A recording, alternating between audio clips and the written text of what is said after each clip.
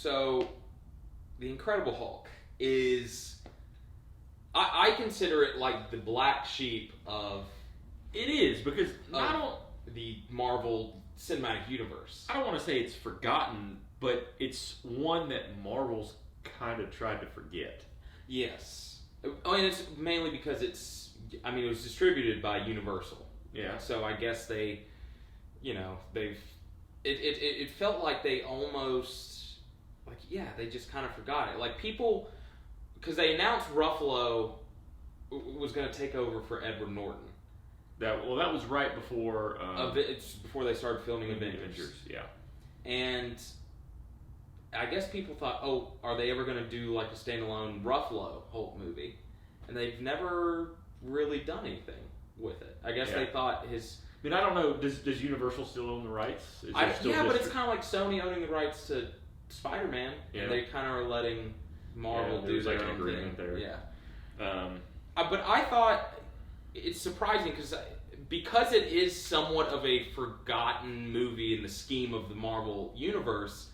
It's weird that we rewatched it and I hadn't seen this movie in literally like 10 years. The last time I saw it, it was a bootleg copy that I had downloaded, and it was like right when it came out, and God, I remember that's when. Downloading. I mean, it was right when it came out. It was 2008. God. It had probably been out maybe 2 weeks, and I got a bootleg copy of it, and I watched it on my computer. Gotcha. So that was the last time you saw it? Oh, yeah. I think I possibly picked up bits and pieces like on TV since then, but before that, I hadn't really seen it. So this was the first time I sit down and watched the whole thing from beginning to end. Right. Since that time. And I mean, mine, it was about similar time period because I think I saw it. I remember renting it on like Redbox or something. I remember watching it, and I don't remember why I didn't see it in theater because I remember wanting to. Big Edward Norton fan. I'm huge. Well, see, that's the other thing that we really need to talk about is Edward Norton. Edward Norton's a great actor. He's really good. And he's good in this. He's good in this, but I also... I would almost say he carries this movie a little bit. Well, yes, he does. But he's also the titular character. So he's going to have to. And he has that kind of gravitas to do that. He's able to carry a film. And when you look at the cast is actually stacked as well. Yeah, it's pretty good. I mean, Liv Tyler is, I guess you could say, is the weak point, but she's solid enough as the love interest. She's solid for the love interest. But Tim Roth, I love Tim Roth. Yeah, huge Tim Roth fan.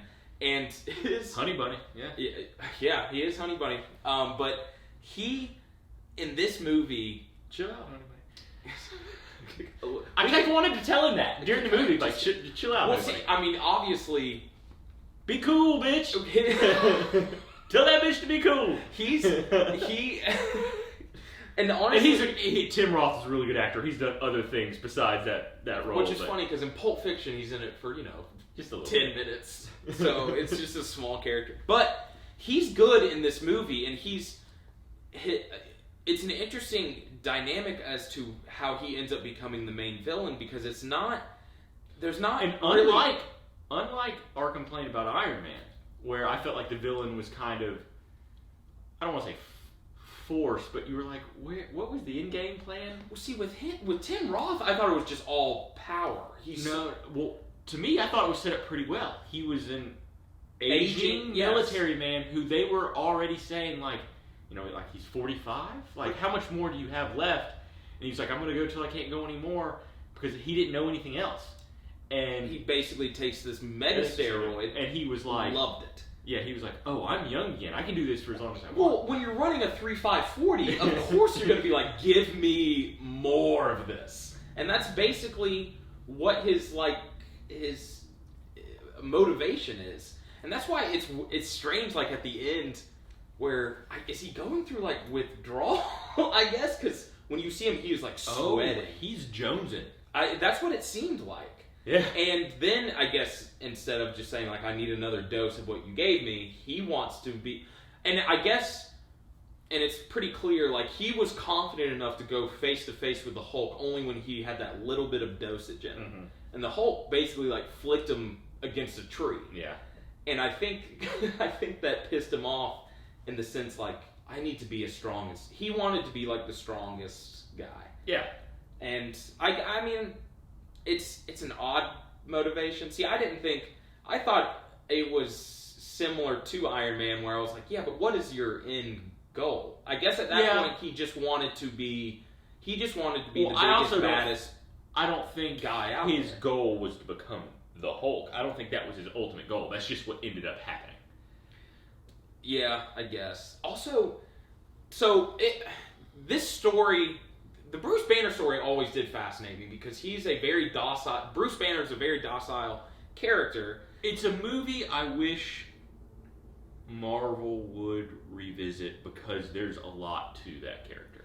But the only reason... And I don't know if they ever will in this current Marvel universe they've created. See, I think they decided not to only... Because it wasn't like the Incredible Hulk was the first Hulk movie that there was. I mean, The Incredible Hulk came out 5 years after Ang Lee's Hulk. Yeah. Which... I mean, if I'm comparing those two movies, I like The Incredible Hulk more. Ang Lee's was more like... It was more of like a think kind of piece, and it was like much more artistic. Yeah. But at the end of the day, you just I want to see the Hulk just smash shit. Like that's Speaking of that, that's part of the Ed Norton was part of where his relationship went bad with Marvel.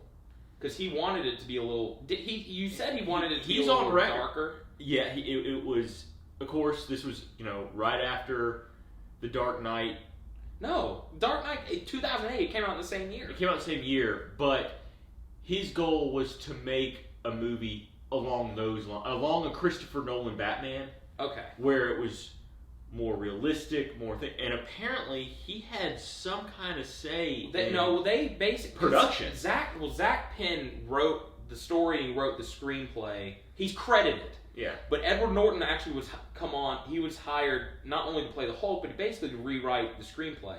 And a lot of that, it shows, because, like you said, he had a lot of input. And he also, I read where they wanted to give him, he wanted writer's credit, and they didn't give it to him. Yeah. They just gave it to Zach Penn. But I think supposedly too, this movie was 140 minutes long. Is that true? See, I didn't read anything about that. But yeah, from what I had read into is that when I was looking long movie. This was 140 minutes long. Most of what was cut up was in the first half of the movie. So basically, everything that they kind of sped through at the beginning. Yeah. Okay. Apparently, a lot of that, and that's a lot of what. Apparently, that's a lot of what he had added. It's what they cut out. He had added. It's fascinating because I loved the part in Brazil. I did too. I thought it was really interesting because it showed how he.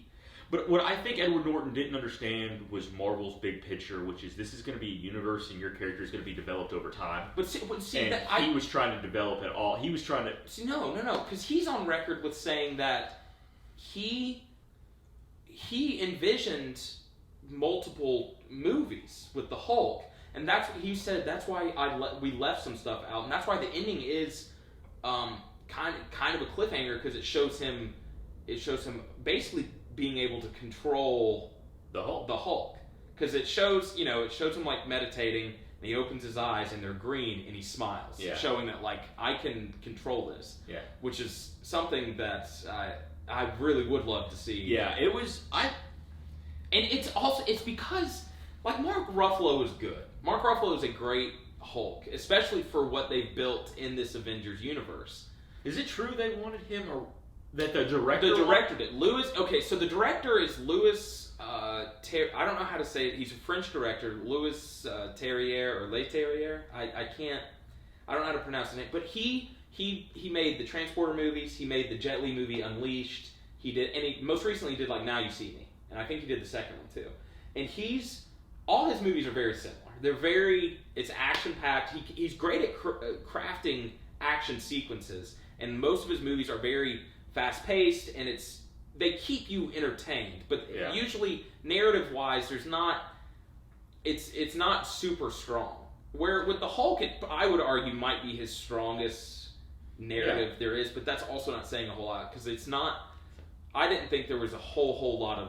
Which I think that's really funny, is because Marvel apparently pushed to have Edward Norton on the project, and he wanted Mark Ruffalo, and then I can because Edward Norton has that reputation, for being difficult to work with, and I know he had that reputation on American History X. Yes, where he basically took over editing. Yeah, and the director wanted his own name taken off the film. He wanted it to be like a fake name as the director because he didn't agree with the finished product. But even though you could argue, American History X is great. It's good, and you could argue the way Norton had it in was better than what supposedly was written. Yes. Yeah. But I could see where, because of the way Norton does kind of behave, I could see where Marvel was like, we don't need to deal with this right now. Yeah. And because I would love to see, I miss Edward Norton. He just isn't in a whole lot. Yeah. But every role he does, he usually crushes. Yeah. And it's just, it kind of sucks that it's, I do wish it was him because he's such a stud actor. Which is weird that the conflict happened and because he didn't find out that he wasn't going to be part of the movie basically until they announced Avengers at Comic-Con. Yeah. That was, like, they told him like a couple hours before they announced Mark Ruffalo. And which up until shitty. Yeah, and up until that point, he was like, he was excited. He from the stories you hear, he was excited about wanting to make this be this. Yeah, because that's what he mentioned. He talked about how he envisioned, like, I think he was on board with Marvel with the vision of it. But I think he had his own way of doing that, and Marvel was like, no, we're doing something else. Yeah, I think he probably was thinking, I'm going to be able to do what I want to do with the Hulk. Like, and the Hulk's going to be my own character. And it's like, no. Marvel's like, this is our universe, and we're going to create this our way. That's just how Edward Norton supposedly is. He's just like, he thinks a lot of himself. Yeah. And, I mean, for as good of an actor as he is, I would too. Yeah. You know? But... And he was good in this. He's good in this. And this is... While this isn't in my opinion, it's not one of the better Marvel movies, it's still a solid action film. And in the grand scheme of all superhero movies, it's still pretty good. Yeah, it's entertaining. It's better than the Schumacher Batman films. I mean, I have a soft spot for Batman Forever. Well, the villains in that are Tommy Lee Jones and Jim Carrey. I love them, but. Fuck Batman and Robin. I can just kick that out the door.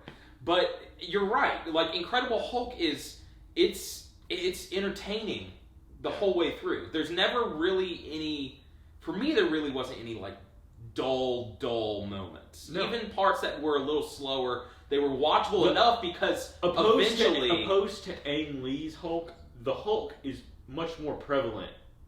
Yeah, the actual Hulk is much more prevalent in this movie than it was in Correct. I agree. And that being said, when the Hulk's the Hulk, and no matter what, whether it's the Avengers or this movie or whenever you see the Hulk, you're just like, hell yes, he's a beast. He's a monster. He's so destructive. And he is. It's a cool character that I wish Marvel would delve into. I would like to see them. But I guess they kind of in Thor Ragnarok you see a little bit there. You do. But it's not quite the same. I would love to have another standalone Hulk movie. But we never really see Liv Tyler's character again. And you start to think about down the line, he kind of has a thing for Romanoff. Yeah. The Scarlett Johansson character, but you're like, the Liv Tyler character plays such a huge role in this Incredible Hulk, and who he is. It's kind of weird they forgot about that, and it's also weird that they forgot about that. But you see William Hurt come back. Yeah, see that was the other strange thing is that because throughout the whole time of the Marvel Cinematic Universe, you don't see anybody from that Incredible Hulk again. So. But then you see William Hurt in Civil War, and you're like, okay, so William Hurt is a canon. He's still a part of this. So then it's like, well, then Liv Tyler's got to be out there still. Yeah. And you're right. Tim Roth's not dead. Yeah, he's not, is he? No. But see, well, that was the other thing. This movie, it clearly set up multiple, because not only was it showed the Hulk Bruce Banner being able to control the Hulk, it also Tim Blake Nelson, who was like this and he was refreshing in this movie, because when they introduce Mr. Blue, and he's like genuinely, at first you think he's genuinely trying to help out the Hulk, but he's more of a scientist, and he's more fascinated by. And I'm not too familiar with the Hulk comics. I'm assuming he's somebody. Well, because at the end it was like dripping on his head, and he started smiling, like he started to get some of that. Well, his head started to grow. Yeah, and I'm not familiar with the comics, so I don't know. I'm assuming he was going to be some villain. Yeah, because I don't see him. I wouldn't see him being not protagonist, but someone helping out the Hulk. Yeah, but I thought his part was refreshing, and it was cool. That whole sequence was cool. And then, leading into the final fight with Tim Roth's monster, I think his name is Abominable, I think is the comic book character's name. I think. Yes. Okay, besides, the whole fight sequence is dope. Like, it's really, it's what you want. It's basically two Hulks going against each other, and it's just fun to see that much carnage happening. Yeah. This movie, though, in the scheme of things, though, it's still not great, because even with the great acting, and even with it being fast paced, there are still some flaws. It's a little, strangely enough, I would say it's like cheesier than some of the Marvel movies. Like, the Marvel movies in general are pretty, they're a little more fun, you know. But this movie, there are times it felt a little like less funny and a little more cheesy. Yeah. Personally, that's how I felt. And sometimes that really kind of showed through, and it was not frustrating, but you're like, okay, I could see where Marvel decided just to move away from almost everyone involved in that film. Yeah. I thought, I don't know. I think it's a movie I think people, especially in preparation for Endgame, people should go back and watch it, because it is a forgotten movie that, while compared to the other Marvel movies, it's not great, but it's still worth the watch. It's definitely worth the watch. There's not a whole lot of tie-in. No. It's almost like, it's something that, if it's a rainy Sunday afternoon and you're not really doing anything, throw it on. Yeah. Because it's something that is it's a solid action movie that will keep you entertained. It's well, what would you give it? Scale. Well, in the scale of the Marvel universe, I give it like just a grade. Normal, I give it like a B-. I mean, I'm in the same boat. Really? Okay. Yeah. But in the scheme of the Marvel movies, it's got to be, would you say, like bottom 5? Yeah, probably in the scale of Marvel movies, it's towards the bottom. But I would still, it's still a B- movie in terms of the hour A to F scale. Yeah. I mean, just from a non, if you're not comparing it to anything, it's a fun movie. It is fun, and it's solid, and it's something that, like we said, if in preparation for Endgame, and if you haven't seen it in a while, go back and watch it. Yeah, it's definitely worth a watch. Yeah. So, I don't know. Not much else to say. I mean, you could talk about, if you really want to get nitpicky. I mean, there's little things that you could really pick apart. It's especially, I mean, there's some narrative things where it's you're just like, why would you do that? Or, you know, like it's little things that you complain about. I can't even pick it apart too much, honestly. What is it, because of the type of movie that it is? That it's clearly just geared towards, this is just like an entertaining action movie. Yeah. I think they made it in spite of the Ang Lee Hulk, because I think the complaint about the Ang Lee Hulk was that there wasn't. The Hulk comes out twice, like 2 or 3 times, and in this they were like, really short sequences. Yeah, and in this one it's like, no, let's just make it what people want to see. and people wanted to see the Hulk smash. Yeah. But yeah, I think overall it's. Well, I just mean it's tough to nitpick when Marvel doesn't even want to. They almost want to look over it as well. Yeah, like, that is true. And you know, if a lot of what the Marvel Universe was today fell upon what happened in the Hulk, then okay, then you nitpick it. But because they almost want to forget it even happened, I'm not gonna nitpick it. I'm gonna accept it at face value and say it was solid. Yeah. No, okay. I was entertained. That's valid. That's valid.